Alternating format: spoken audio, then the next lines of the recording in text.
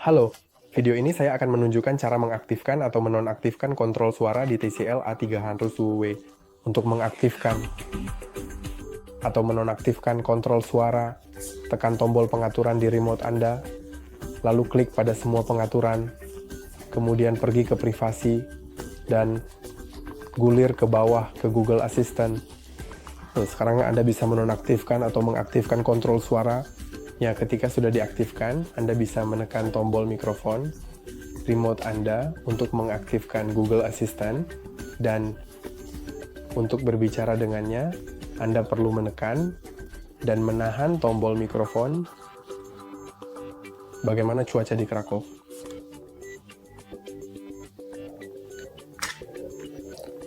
Itu saja untuk hari ini. Jangan lupa untuk suka dan berlangganan. Sampai jumpa lagi.